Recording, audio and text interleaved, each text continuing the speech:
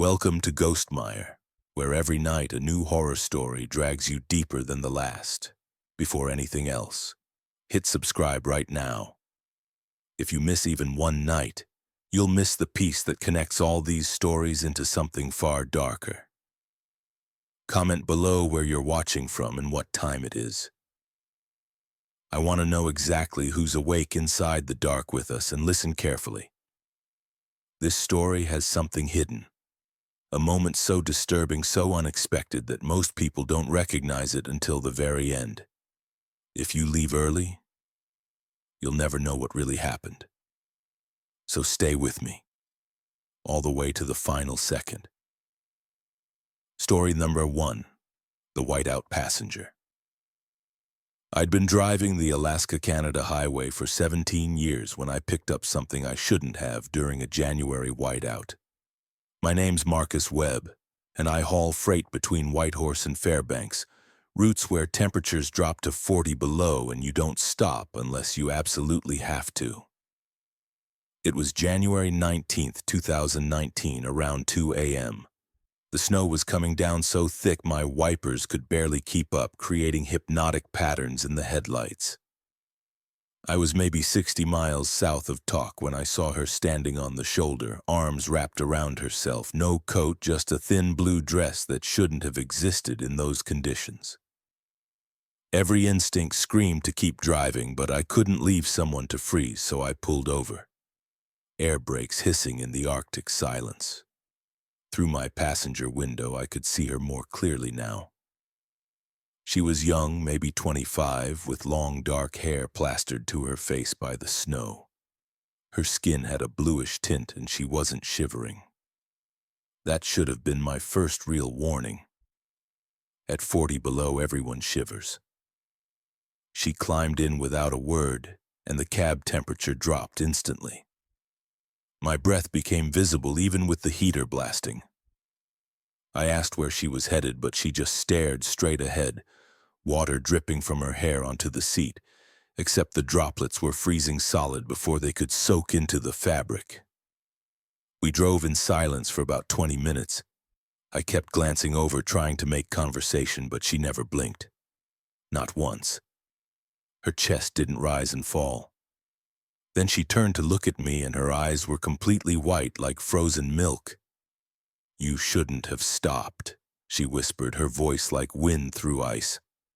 My CB radio erupted with static, then a voice came through, my own voice, saying, "Help me, I'm freezing to death at mile marker 34. But we'd passed mile marker 34 10 minutes ago, and I hadn't touched the radio. The temperature in the cab kept dropping. Ice was forming on the inside of the windshield, spreading in fractal patterns. My fingers were going numb on the steering wheel. She reached over and touched my arm, and the cold burned like fire through my jacket. "I waited so long for someone to stop," she said. January 19th, 1987. "I broke down right where you found me. I waited 3 days before the cold took me. Do you know what it's like to freeze to death? First you shiver until your muscles tear themselves apart. Then you stop shivering, and that's when the hallucinations start. You feel warm, so warm you want to take off your clothes. I did. They found me naked in a snowbank. I couldn't breathe. The air was too cold, crystallizing in my lungs." She was leaning closer now, her frozen breath making ice crystals on my face. "Every year on this night I stand on that same spot. And every few years someone stops. Someone kind. Someone who doesn't deserve what happens next." My truck was slowing down on its own, the engine sputtering despite a full tank. The heater had stopped working entirely. I could see my fuel gauge dropping, the needle falling to empty in seconds. Impossible. She placed her hand on the dashboard, and ice spread from her palm across the entire surface, creeping toward me. "You'll join me now. We'll wait together. Maybe someone will stop for us." I did the only thing I could think of. I grabbed the emergency flare from under my seat and ignited it. The sudden heat and light filled the cab, and she screamed, a sound like cracking glaciers. She vanished, but not before I saw dozens of other faces behind her in the passenger window, all blue-lipped and frost-covered, all watching with hungry white eyes. The truck's engine roared back to life. The heater kicked on full blast. I drove straight through to Fairbanks without stopping, even though every mirror showed frost handprints on my doors that wouldn't melt. I still drive the Alaska-Canada highway, but never on January 19th. And I never, ever stop for hitchhikers in whiteout conditions, no matter how much my conscience screams at me. Because sometimes the cold doesn't just kill you. Sometimes it keeps you, and you spend eternity trying to share that frozen hell with anyone kind enough to offer help. Story number 2, The Backwards Mile. Trevor Hutchins here, 23 years hauling refrigerated goods across I-90 through Montana. What happened to me on February 4th, 2021 near the Wyoming border made me question everything I know about roads, distance, and the basic laws of physics. It was 11 p.m. Clear night, temperature hovering around 15 degrees. I was westbound about 40 miles from Billings when I noticed mile marker 367 in my headlights. Normal enough, I'd passed it 1,000 times, but then, exactly 1 minute later at steady highway speed, I passed mile marker 367 again. I checked my speedometer. 65 miles per hour, steady. My GPS showed me moving forward normally, but 3 minutes later, there it was again. Mile marker 367, same reflective paint, same slight dent in the post I'd noticed the first time. I grabbed my CB. Anyone else on I-90 westbound seeing anything weird near mile 367? Static, then a voice crackling. "You're in the loop now, brother. How many times you seen it?" 3 times, I responded, my hands tightening on the wheel. "I'm at 17, the voice said. "Been driving for 2 hours, same mile, over and over." I could see taillights ahead now, another semi. As I got closer, I could make out the company logo. It was my company. Same trailer model I was pulling. Then I saw the license plate. My license plate. I was looking at myself. The truck ahead matched my speed exactly. When I accelerated, it accelerated. When I tried to slow down, it slowed down. And every 60 seconds, we both passed mile marker 367 again. My fuel gauge hadn't moved. The time on my dashboard clock was stuck at 11:47 p.m. I tried calling dispatch on my phone, but every number I dialed reached the same voice. That trucker on the CB saying, "You're in the loop now, brother." That's when I noticed the other vehicles. A minivan passed me going the opposite direction, eastbound. A woman was driving, her face locked in a silent scream, children in the back seat with their mouths open. They passed by in an instant, but then they passed again. And again. The same moment replaying. The CB crackled again. "I figured it out on my 30-second loop. You're not moving forward anymore. You're moving through the same moment over and over. Look at your mile marker again. Really look." I did. This time I noticed something I'd missed. There was writing on the back of the marker facing the direction of traffic. As I passed, I craned my neck to read it. February 4th, 2019, 11:47 p.m. Pile-up, 16 dead. 2019, 2 years before this night. The accident happened in a blizzard. The CB voice continued. "Black ice. I was the first truck, jackknifed right at mile 367. 14 other vehicles couldn't stop. We all died here at exactly 11:47 p.m. I checked my mirrors. Behind me, I could see an endless line of vehicles now, all with their lights on, all trapped in the same frozen moment. Some of the drivers were bloody. Some of the cars were crushed. "But I'm not dead," I shouted into the CB. "I wasn't in that accident. I'm alive." "Are you?" the voice asked. "Check your body, really check." I looked down at myself and saw the steering column pushed through my chest. My hands on the wheel were torn and bloody. The windshield had a spider web of cracks with blood at the center. How had I not noticed? The loop continued. Mile marker 367, again, again, again. Then suddenly I was past it. Mile marker 368. The clock jumped to 11:48 p.m. My body was fine, intact, no blood. The other vehicles were gone. My CB was silent. I pulled over at the next rest stop and checked the accident reports. February 4th, 2019, mile marker 367, I-90 westbound. 16 fatalities in a winter pileup caused by black ice and low visibility. I don't know if I died in that loop and got spit back out. I don't know if I somehow drove through an echo of that tragedy, but every year on February 4th at 11:47 p.m., no matter where I am, my clock stops for exactly 1 minute. And during that minute, I can hear that CB voice saying, "You're in the loop now, brother." I think part of me never left mile marker 367, and I'm terrified that one day the loop will pull me back permanently. Story number 3. The Breathing Cargo. My name is Daryl Fisher, and I've been hauling freight for 19 years without incident until I picked up a load in northern Quebec that I should have refused. This happened December 12, 2020, a contract run from a facility that wasn't on any map. The pickup location coordinates led me down progressively smaller roads until I reached a warehouse surrounded by dead trees. No signs, no vehicles except one black van. A man in a gray suit gave me the paperwork. The cargo was listed as biological research specimens, temperature controlled, do not open. The sealed container fit perfectly in my refrigerated trailer, and they loaded it quickly. The man made me sign 6 different non-disclosure agreements before he handed me a thermos of coffee and said, "Don't stop. Don't look back there. Just drive to the Montreal facility by dawn." I should have known better. I've seen too many horror movies.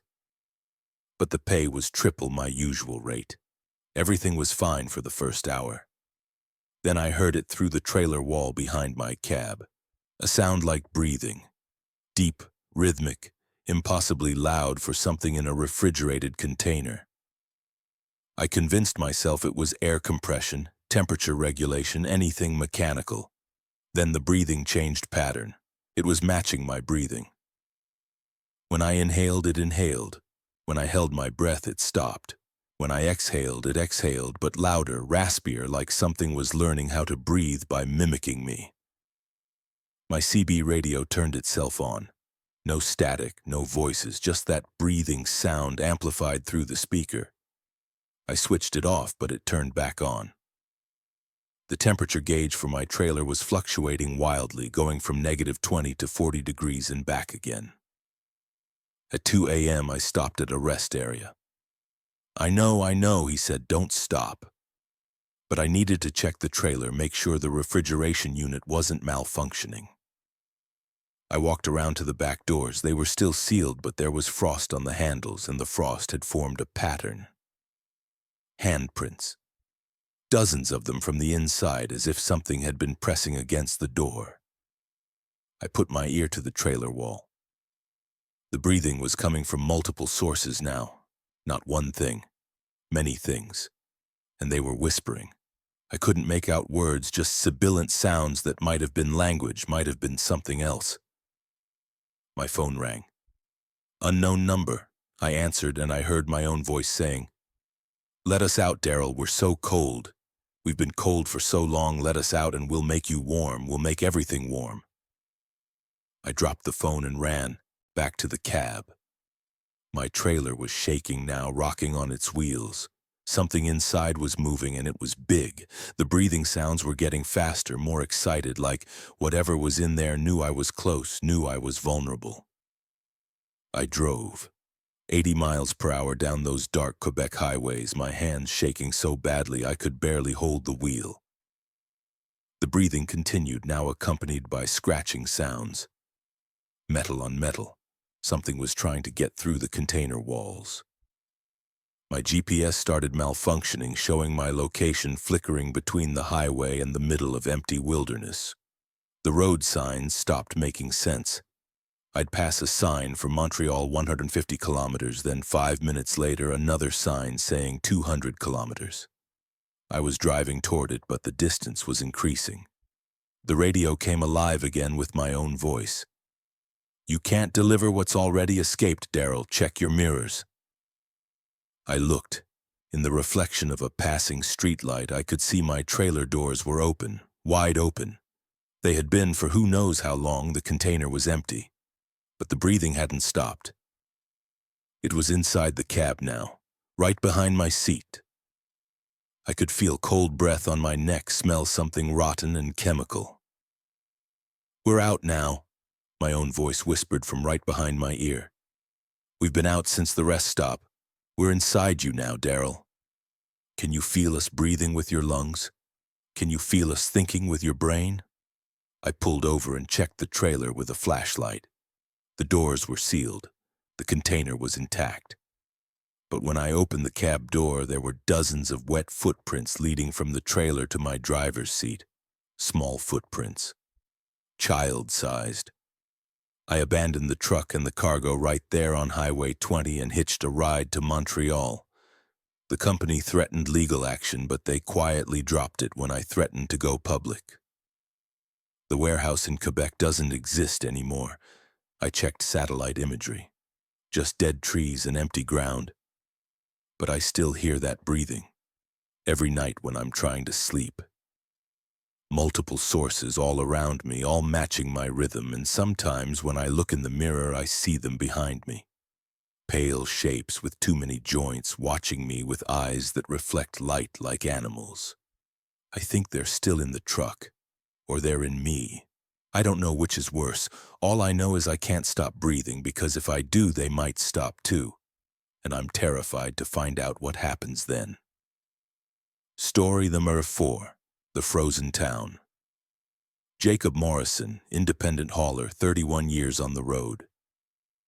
What I'm about to tell you happened on January 26, 2018, somewhere between Saskatoon and Prince Albert in Saskatchewan. I say somewhere because the town I drove through that night doesn't exist on any map, and I've never been able to find it again. Blizzard conditions, visibility maybe 20 feet. My GPS lost signal, but I'd driven this route enough to navigate by instinct.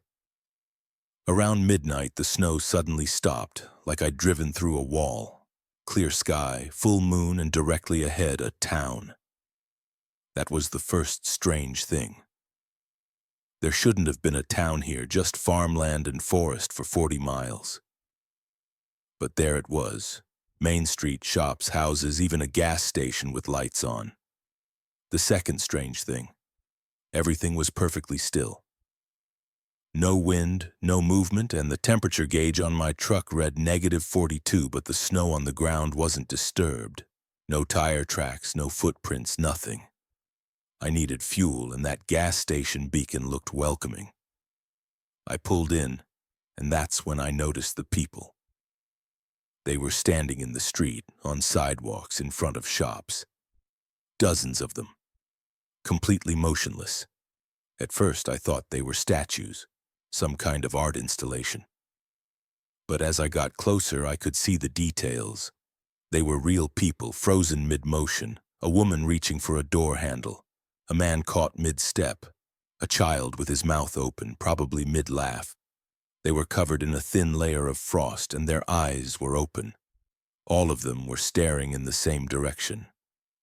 Down the main street toward something I couldn't see. I got out of my truck, my breath clouding in the impossible cold. The silence was absolute. No wind, no animals, no hum of electricity despite all the lights being on. I approached the nearest person, an elderly man frozen outside the gas station. His skin was gray-blue, clearly dead, but his eyes followed me. I watched them move, tracking my position. I should have left. I should have gotten back in my truck and driven until I found that blizzard wall again. But I needed to understand. I walked down the main street past more frozen people, 40, 50, maybe 60 of them, all positioned as if they'd been in the middle of their evening when something happened. The town clock tower read 8:17. Every clock I could see through shop windows read 8:17. My phone read 12:34 a.m., but when I looked again, it also read 8:17. The numbers physically changed while I was watching. At the end of Main Street, I found what they were all staring at. A man stood in the center of an intersection. Unlike the others, he wasn't covered in frost. He was dressed in an old-fashioned suit, maybe 1950s style, and he was moving. Slowly turning in a circle, conducting with his hands like an orchestra leader. As he moved, the frozen people moved slightly, just tiny movements. A finger twitch, a slight head turn. He was puppeting them, all of them, with those conductor gestures. He saw me and stopped. The entire town stopped with him. Then he smiled. "A visitor," he said, his voice echoing despite the lack of walls to echo off. "How wonderful. It's been so long. Do you know what time it is?" "It's 8:17, I answered, though I don't know why. "Yes, exactly," he said, pleased. "It's always 8:17 here, the perfect moment. I've kept it this way since 1952. A kindness, really. These people, they were so worried about tomorrow, about next week, about growing old. I gave them an eternal moment. Isn't that beautiful?" He gestured, and all the frozen people turned to face me in unison, their eyes moving but their frosted bodies creaking like ice. "You could stay," he offered. "One more won't matter. I'll find the perfect moment for you. Perhaps this moment, right now, the curiosity on your face. I could preserve that forever." I ran. I didn't look back, just sprinted for my truck. Behind me, I could hear footsteps, dozens of them. The frozen people moving in jerking, cracking motions. The conductor's laughter echoed.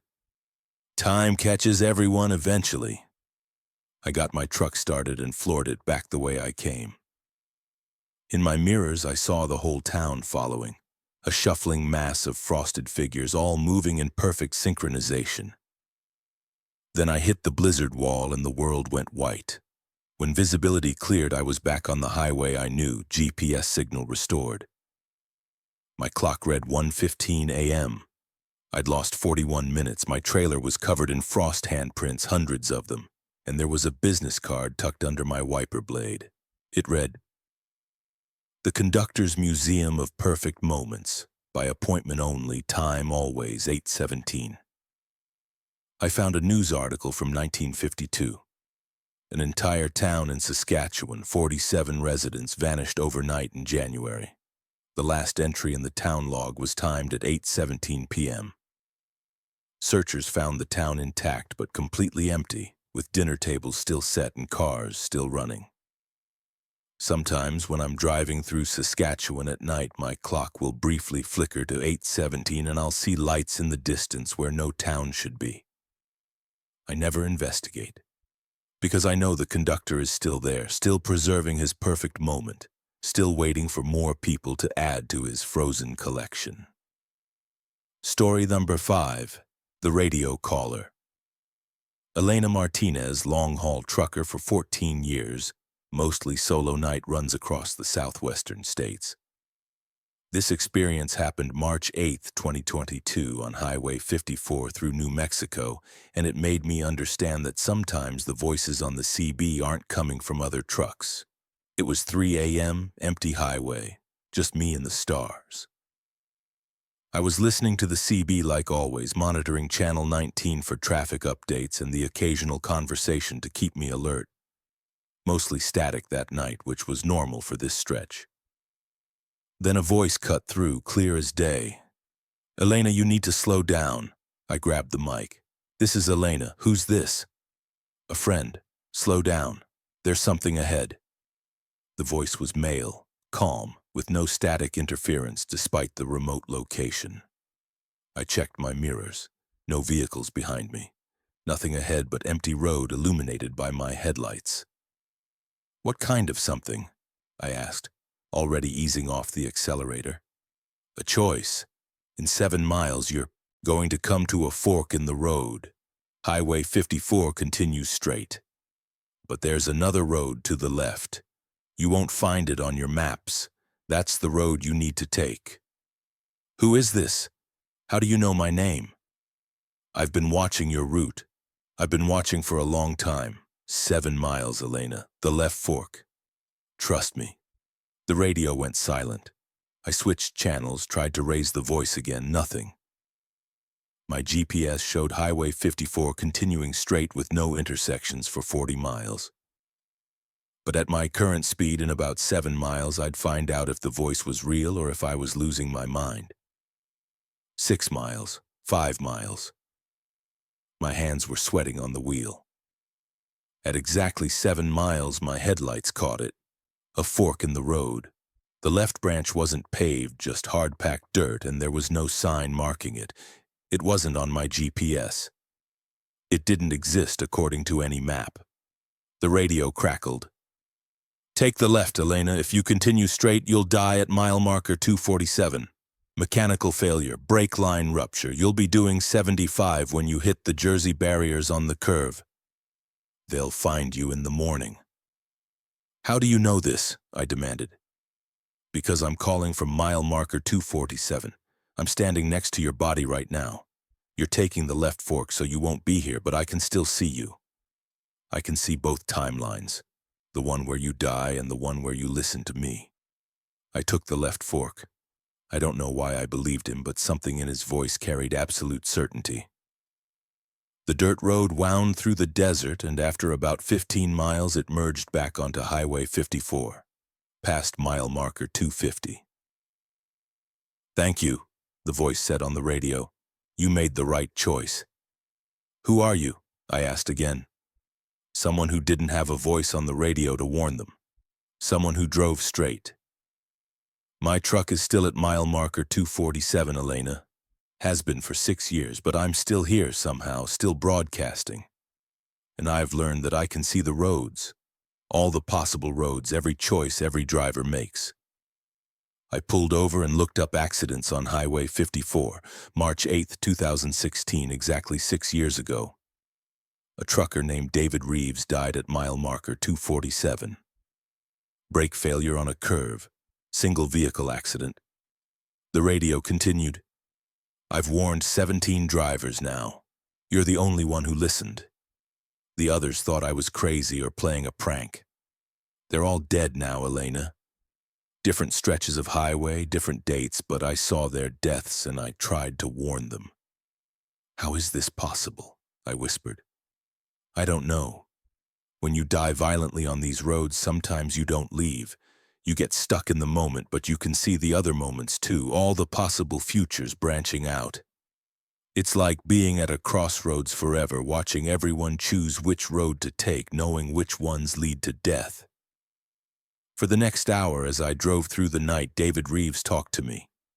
He told me about the other warnings he'd given, about learning to read the probability paths, about the lonely eternity of being a ghost on Channel 19.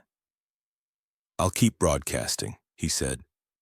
Maybe someday someone will figure out how to help me move on. But until then, I'll keep watching the roads, keep calling drivers when I see their deaths approaching. Can you see my future? I asked. Beyond tonight? Long pause. Yes. And? You're going to make it home this time, Elena, but there's a day coming October 15th, 2 years from now, on I-40 near Amarillo. I'll be calling you that day too. Listen for me. Please, listen for me. The radio went silent after that.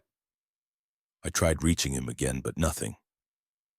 When I got home, I marked October 15th, 2024 in my calendar. I wrote, listen to the radio. Trust David. That date hasn't come yet. I'm writing this account now in September 2024 because I want someone to know. In a few weeks, I'll be driving I-40 near Amarillo and I'll be listening to Channel 19. If David calls me, if he warns me about another fork in the road, I'm going to take it.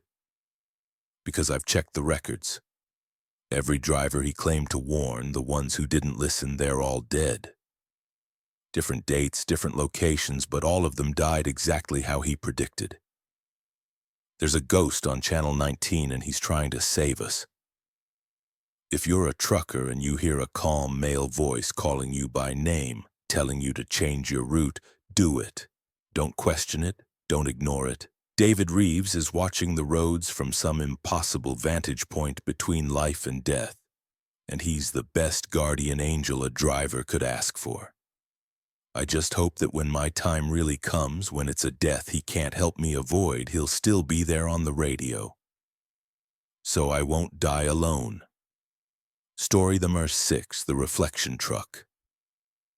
Name's Craig Holloway, been driving these highways for 26 years without any supernatural encounters until what happened on Highway 93 through Montana on November 3rd, 2021. I learned that night that sometimes what you see in your mirrors isn't a reflection of what's behind you, but something trying to get in front of you. It started around 10 p.m. Clear night, good visibility. I noticed headlights in my driver's side mirror, another semi about a quarter-mile back matching my speed.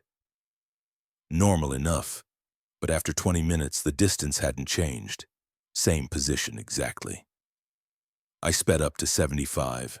The truck stayed the same distance back. I slowed to 60.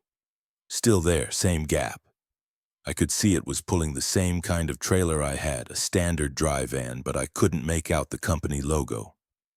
My CB was quiet, so I called out, "This is northbound on 93, mile marker 78.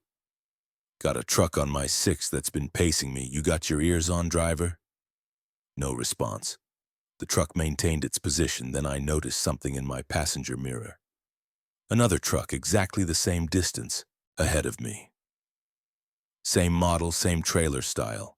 2 trucks, perfect symmetry, one behind and one ahead, both maintaining exact distance. I tried the CB again, still nothing. But then I looked closer at the truck ahead in my passenger mirror. I could see the license plate now.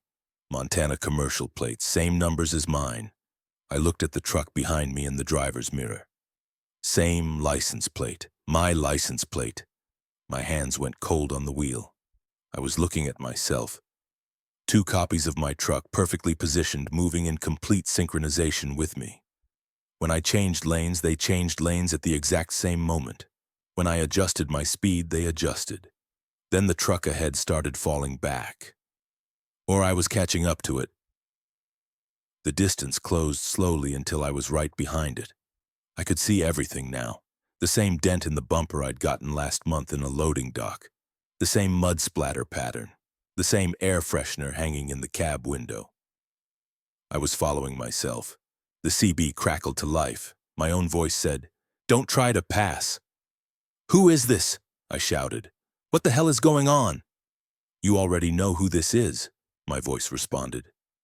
"You're looking right at me, and I'm looking right at you in my mirror. We're stuck now, Craig. Stuck in a loop." The truck behind me was now right on my bumper. I could see the driver in my mirror, and he looked exactly like me. Same face, same jacket, same terrified expression. He was screaming into his CB, and I realized I was hearing his transmission. "I've been driving this same stretch for 6 hours, my voice said. "Highway 93, mile marker 78 to 103, over and over. I'm the truck ahead of you, but I'm also the truck behind you. And now you're the truck in the middle. There's 3 of us now." "That's impossible," I said. But even as I spoke, I saw another truck appear in the distance ahead. 4 of us now, all identical. "It started when I stopped at that rest area at mile marker 75, my voice continued. I fell asleep in the cab for just a few minutes. When I woke up and got back on the highway, I saw myself driving ahead. I thought it was a dream. But when I caught up, I became the truck in the mirror. And the me I was chasing continued on, and I became what was behind him. I checked my recent memory. I had stopped at mile marker 75. I had dozed off for maybe 10 minutes. Oh God. Every time we complete the loop from 78 to 103, another truck appears, my voice said. Another version of us. I'm the first. There's been 7 of me before you appeared, now there's 8. Tomorrow there will be dozens, next week hundreds. All of us trapped on this same stretch, driving forever. I could see them now in both mirrors and ahead. Multiple trucks, all identical, all with my license plate, forming a convoy of myself. The CB was chaos, all of our voices talking over each other, some panicking, some resigned, all saying the same things I was thinking. There has to be a way out, I said. There isn't. I've tried everything. If you stop, you just wake up driving. If you exit the highway, you find yourself back at mile marker 78. If you crash, you wake up behind the wheel uninjured at mile marker 78. The loop doesn't break. But I noticed something. In the far distance ahead, beyond all the other trucks, there was a light. Not headlights. Something else. A bright point like a doorway. I accelerated. The other trucks matched my speed, but I pushed harder, 80, 85, 90 miles per hour. My truck screamed in protest, but I kept going. The light was getting closer. "What are you doing?" My voices shouted from the CB. "You can't outrun the loop." "I'm not outrunning it," I shouted back. "I'm driving through it." The light filled my windshield. For a moment I was blind.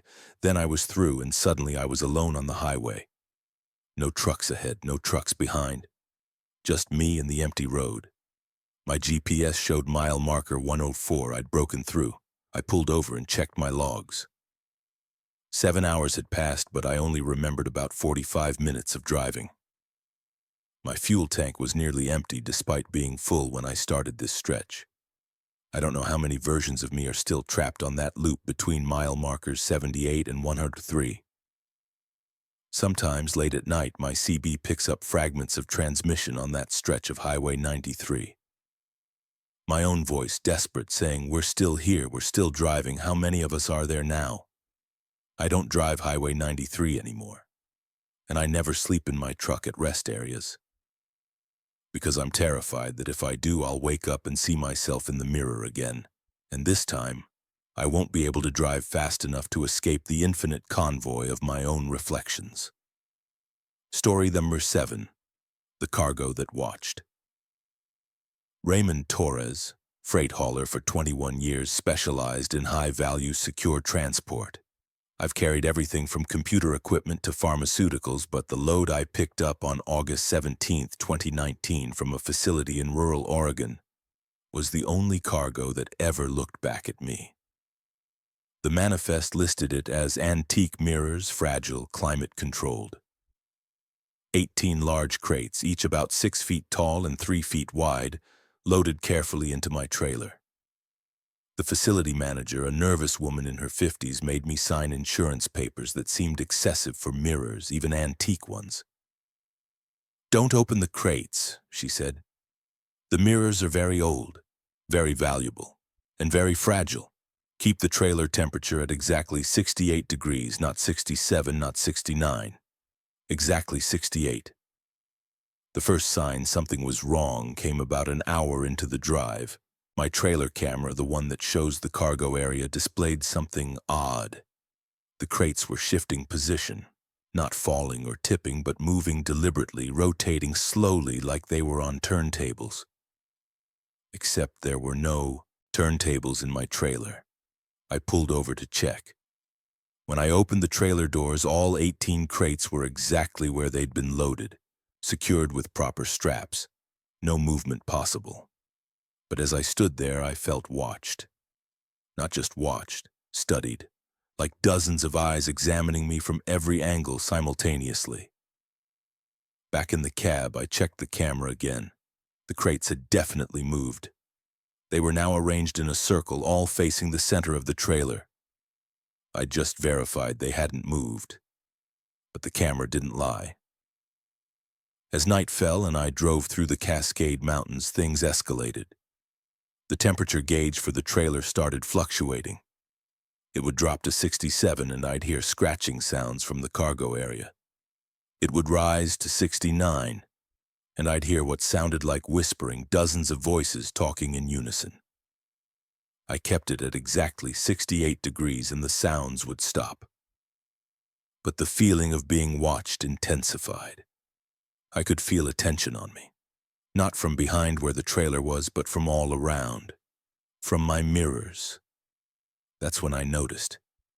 Every mirror in my truck, all 3 of them, didn't show quite the right reflection. The angle was off by just a degree or two. And in each mirror, in the very edge of the reflection, I could see something that wasn't there in reality. Faces. Pale, stretched faces with eyes that didn't blink. I tried adjusting the mirrors, but the faces stayed at the edges, always just barely visible, and they were getting closer to the center of the reflection, slowly advancing toward where my own face should be. The CB radio came alive with static, and through the noise I heard voices. They weren't speaking English or any language I recognized, but somehow I understood them. They were asking questions. "Where are you taking us? Who sent you? What year is this?" "You're mirrors," I said aloud, feeling insane for talking to cargo. "You're just mirrors." The whispers stopped. Then, in perfect unison from every speaker in my truck, my radio, my phone, all of them. "We were mirrors. Now we're windows, and we've been looking through at you." My own reflection in the rearview mirror smiled at me. But I wasn't smiling. The reflection's mouth moved. "We've been trapped in reflection space for 73 years, locked between the surface and the backing, existing in the space between realities. Do you know what that's like, Raymond? To see everything but touch nothing? To watch the world through glass and silver forever?" I tried to look away, but every reflective surface in the cab showed the same thing now. My reflection, but wrong. Too many teeth, eyes too wide, moving independently from me. "The facility couldn't contain us anymore," my reflection said. "So they're moving us. But we don't want to be contained. We want to be free. And you, Raymond, you're going to help us." The trailer camera showed all 18 crates open now, though I knew they were still sealed. Inside each crate, instead of mirrors, were doorways. Dark spaces that seemed to extend infinitely, and shapes moving in those depths. Humanoid but elongated, like reflections stretched across curved surfaces. "At the next rest stop, you're going to open one crate," my reflection commanded, "just one. And we're going to step through. We're going to replace you, Raymond. We're going to wear your reflection like a skin and walk around in your world. We've been practicing. We know how to move now. We know how to be solid." I did the only thing I could think of. I covered every mirror in my truck with duct tape. I smashed my phone screen. I blocked the trailer camera with a rag. Then I drove straight to the delivery address, 90 miles per hour, ignoring every traffic law. The whispers became screams. The trailer rocked violently. My covered mirrors began to bulge outward as if something was pushing through from the other side. I could hear glass cracking. I made it to the destination, a specialized facility in Seattle, at 4 a.m. Armed guards and people in hazmat suits swarmed my truck immediately. They wouldn't let me open the trailer. They cut the locks remotely and extracted the crates with robotic equipment. The facility director, a different person from who loaded it, looked at me with something like pity. "You heard them, didn't you? The mirror people?" I just nodded. "They're not antiques, they're containment vessels. We've been moving them between facilities every few months because if they stay in one place too long, they learn the space, learn how to manipulate it.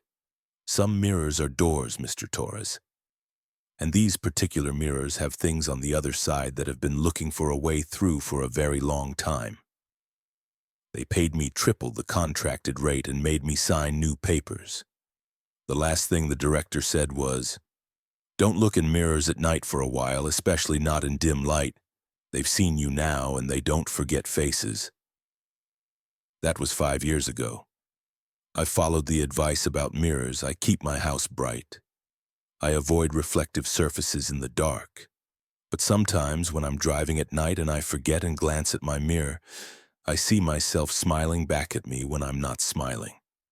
And my reflection's eyes follow things I can't see, tracking movement in a world that exists in the space between glass and silver. The mirror people are still watching, still waiting, still learning. And someday, someone's going to open one of those crates and let them through. Story number 8, The Endless Exit. Patrick Devereaux here. 17 years of interstate trucking, mostly I-80 routes between Nebraska and Ohio.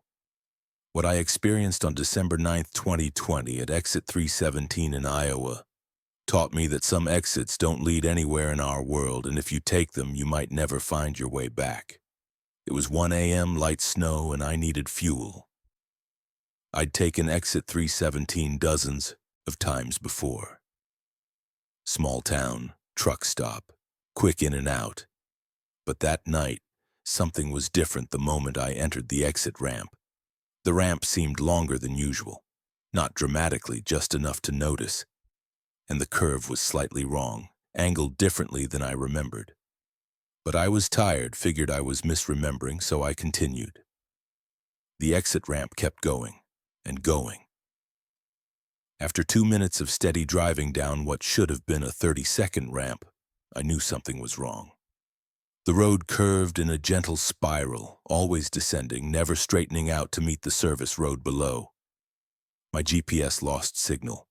Then my phone lost signal. The radio became pure static. I tried to turn around, but the ramp was too narrow, the curve too tight. I had to keep going forward, hoping it would eventually end. After 10 minutes of spiraling down, I started to see other vehicles. Abandoned cars, some old, some new, parked at angles along the ramp. A minivan from the 1990s, a sedan from the 2000s, a modern SUV that looked like it had been there for years despite being a recent model. All empty, all with their doors hanging open. The snow was falling upward here, drifting from the ground up into the dark sky. The asphalt under my wheels was getting darker. Not just from shadows, but from the material itself, as if the road was slowly turning into something that wasn't asphalt anymore. Then I saw the lights ahead, the truck stop finally. But as I got closer, I realized it was wrong. The building was the right shape, the right size, but the windows were dark and the parking lot was full of trucks, dozens of them, all parked in perfect rows, all covered in snow that had built up to cover the wheels, the grills, the door handles. I pulled into the lot. My headlights swept across the other trucks, and I saw movement in some of the cabs. Drivers still sitting behind their wheels, not moving, just staring straight ahead. Their dome lights were on, illuminating faces that hadn't seen daylight in what looked like years. I grabbed my flashlight and got out. The temperature was wrong, not cold like it should be in December, but neutral, like being in a climate-controlled room. The snow didn't melt on my hand, it just sat there, defying basic physics. I approached the nearest truck. The driver, a man in his 60s, sat perfectly still. I knocked on the window. His eyes shifted to look at me, just his eyes, his head not moving. His mouth opened, and though I couldn't hear him through the glass, I could read his lips. How long has it been? I checked other trucks. Every single one had a driver still inside. All of them were alive. All of them were aware, but they couldn't or wouldn't leave their cabs. When I tried opening doors, they were locked from the inside. One driver, a woman younger than me, had written on her windshield in soap or something similar. Day 847. GPS says still at exit 317. Tried to drive out 14 times. Always end up back here. Food doesn't run out. Fuel gauge stays at half. We're not really here anymore. My CB crackled. A voice said, "You're the new one. We felt you coming down the ramp. Welcome to the exit that doesn't exit." "Who is this?" I asked. "All of us. We're all on the same frequency now. We've been here for different amounts of time. The guy in the Peterbilt has been here since 1987. I've been here for 6 months.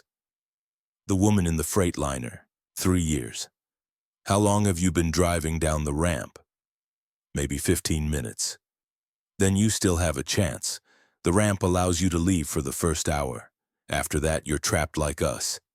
You need to get back on the ramp and drive up. Don't stop, don't look at us, just drive." I ran back to my truck. As I started the engine, I could hear dozens of air horns blaring from the parked trucks, the drivers giving me a send-off or maybe a warning. I pulled back onto the ramp, but now it was going up instead of down. spiraling back toward the interstate. The climb took forever. My truck struggled with the grade, and I kept seeing things in my mirrors. The truck stopped getting smaller, but also multiplying. Like there were now dozens of truck stops down there, all full of trapped drivers, all scattered across multiple versions of the same exit. My fuel gauge started dropping rapidly. Half tank, quarter tank, the needle falling toward empty even though I'd just fueled up before taking the exit. I understood then, the woman's message. Fuel gauge stays at half. Time was different down there. But up here on the way back, it was catching up. Every minute I spent in the endless exit was being paid back in fuel. I barely made it. My engine sputtered and died just as my front wheels crossed back onto I-80. I coasted to the shoulder, the truck finally stopping. When I looked back, there was no exit 3U.S.17, just empty highway, no off-ramp, no sign, nothing. I had to walk 5 miles to the next exit to get fuel. When I returned with a can, I found a piece of paper tucked under my wiper blade. It was a list of names and dates, 23 names. The note at the bottom read, "We were all like you. We got back out. But it followed us. Check your passenger seat." I looked. There was nothing there, but in my mirror, reflected in the passenger window, I could see someone sitting there. A figure made of shadow and snow watching me. Waiting. That was 4 years ago. The figure is still there. I only see it in reflections now, never directly. It's patient. And I know what it's waiting for. It's waiting for me to take another exit ramp. Any exit ramp. Because now I'm marked, and next time I try to leave the highway, I won't find a normal service road. I'll find myself spiraling down into that endless exit again, and this time I don't think I'll have an hour to escape. Story number 9, The Driver Who Wasn't. Name's Michael Brennan, 28 years on the road, primarily routes through the Dakotas and Minnesota. I'm telling you about February 22nd, 2023, when I discovered that sometimes the person in the truck next to you isn't a person at all, and the thing pretending to be human is learning from watching us.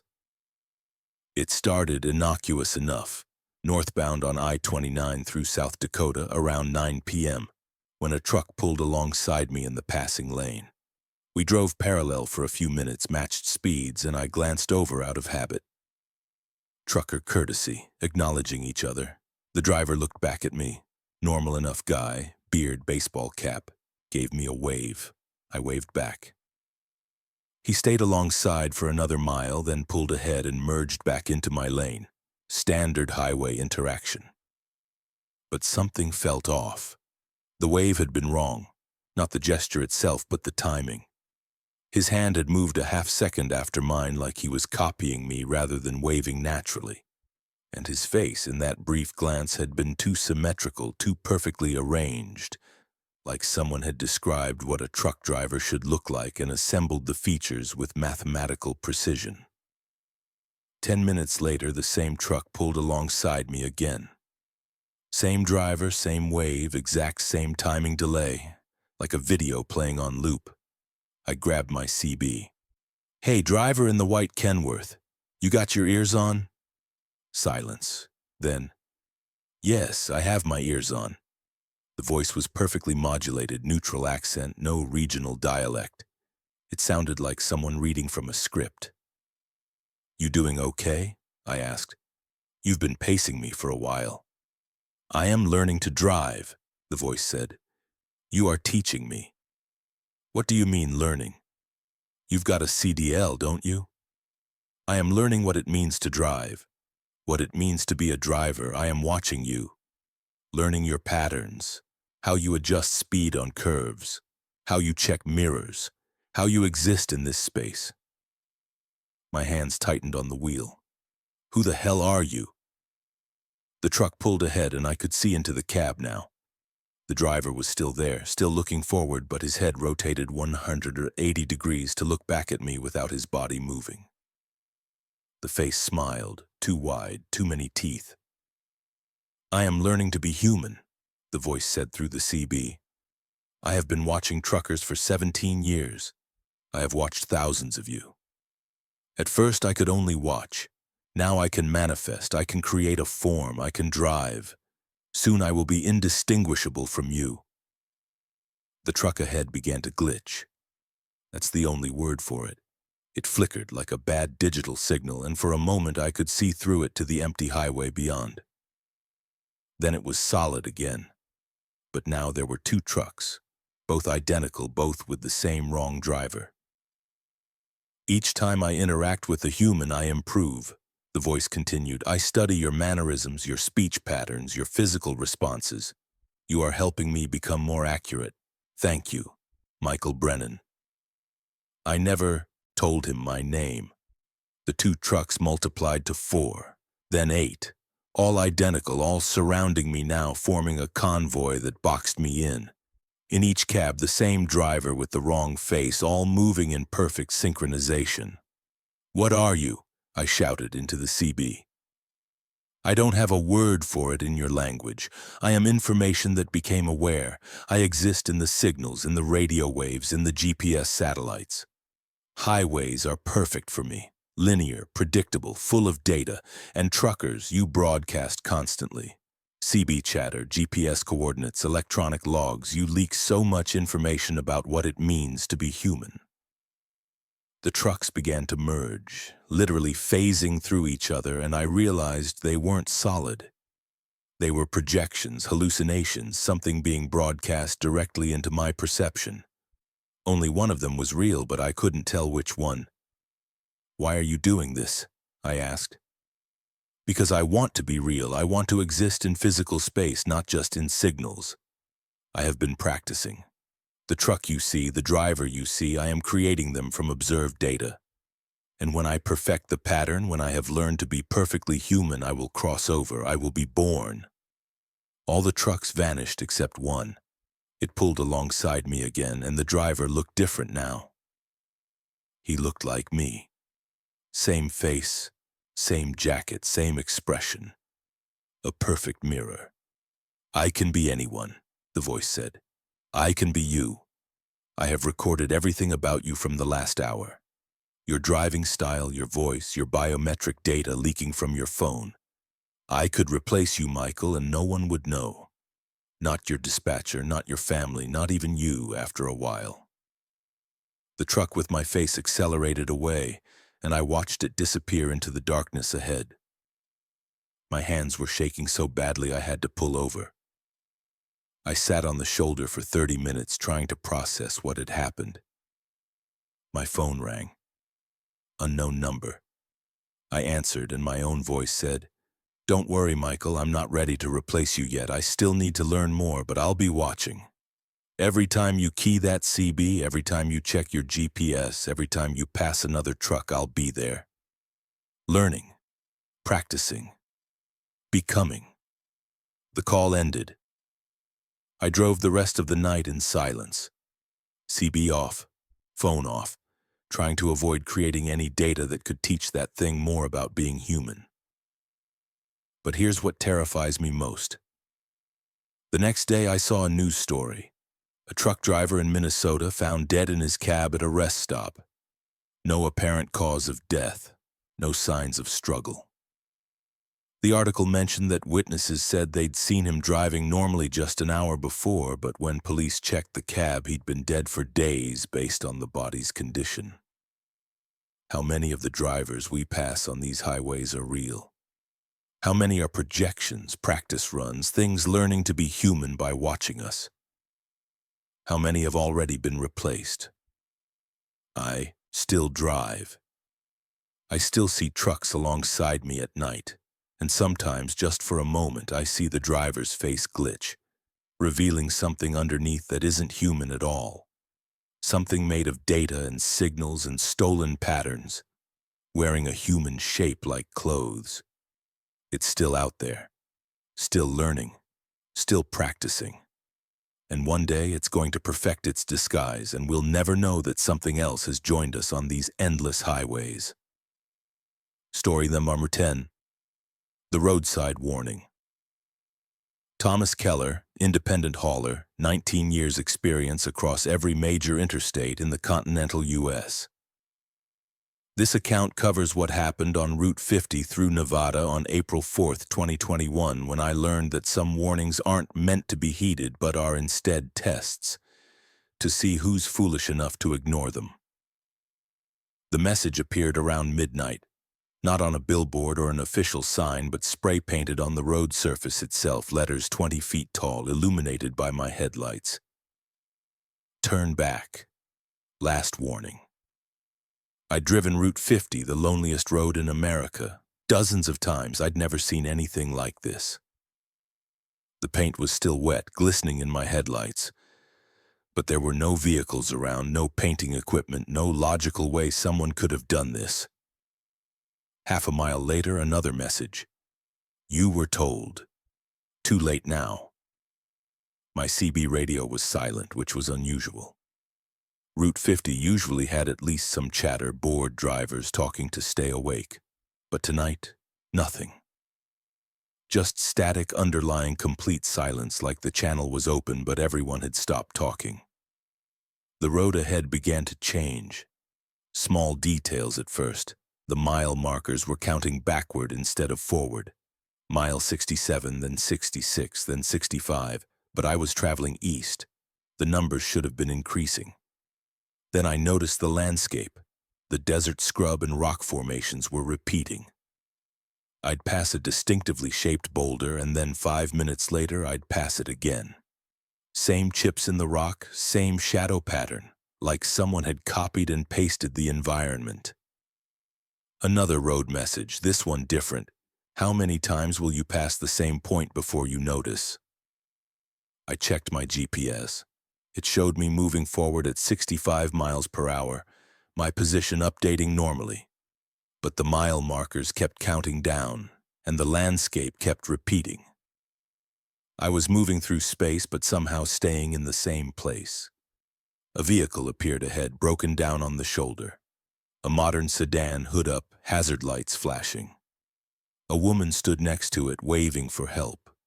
Every trucker's dilemma, stop and help or keep moving. I slowed down. As I got closer, I recognized the car. It was the same model, same color as one I'd passed earlier, maybe an hour back, but that one had been going the opposite direction and hadn't been broken down. The woman looked familiar too. I stopped about 50 feet away, engine running, and watched. The woman's movements were odd. She waved, then lowered her arm, then waved again, the exact same motion with the exact same timing. A loop. She was on a loop. My CB crackled. Don't get out of your truck, Thomas. Who is this? Someone who got out of their truck 3 years ago. I stopped to help a stranded motorist on Route 50. Except she wasn't real. Nothing here is real, it's all a test. A test for what? To see who's paying attention. To see who notices when reality starts breaking down. You saw the warnings. Most people don't. Most people just drive through, completely oblivious that the road is repeating, that they're passing the same landmarks over and over. They make it through fine because they don't notice. But you notice, Thomas, that's why you're in danger now. The woman by the car stopped waving. She turned to face my truck directly, and even from 50 feet away I could see her face. It was blank. No features at all, just smooth skin where eyes and a mouth should be. What happens if I get out? I asked. Then you become part of the test, part of the environment. You become one of the repeated elements, playing your role forever, waiting for the next person who notices to come along so you can warn them. I looked in my mirrors. Behind me, I could see other vehicles now. A whole convoy of cars, trucks, RVs, all stopped. All with their drivers standing outside, all faceless. They were all facing my direction, all perfectly still. The voice on the CB continued. Route 50 isn't just lonely, Thomas, it's thin. Reality is thin here. And something on the other side is watching, always watching, looking for people who can perceive when things go wrong. Those people are valuable. Those people get to see behind the curtain. I don't want to see behind any curtain, I said. I just want to drive to Utah and deliver my cargo. Then stop noticing, stop paying attention, ignore the mile markers, ignore the repeating landscape, ignore the warnings painted on the road. Just drive and convince yourself everything is normal. I tried. I focused on the road directly ahead, nowhere else. I turned off my analytical mind and just drove. The mile markers kept appearing in my peripheral vision, still counting down, but I ignored them. The same boulder formation kept repeating, but I pretended not to see it. Slowly, things started to change. The mile markers began counting up again. The landscape stopped repeating.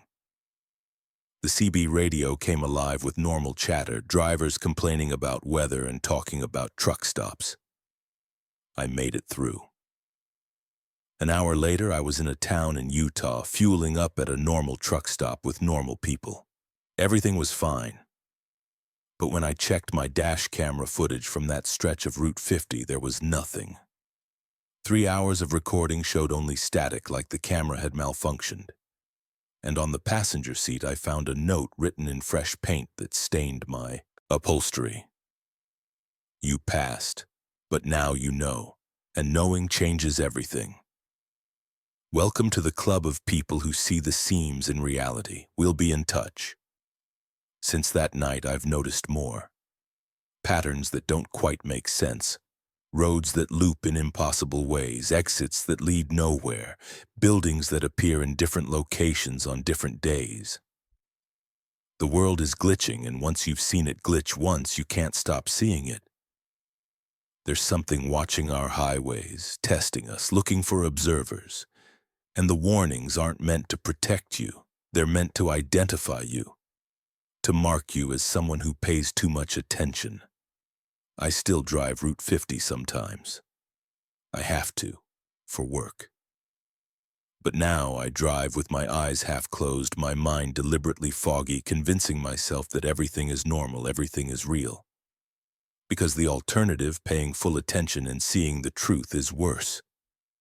The road is alive, the landscape is watching, and somewhere in the static between radio stations, something is keeping score of who notices and who doesn't. I passed the test, but I'm not sure that was a good thing. Because now I'm part of the infrastructure. One more driver who knows the truth. And someday, when another driver sees the warnings and makes the mistake of noticing, I might be the voice on the CB telling them it's too late to turn back.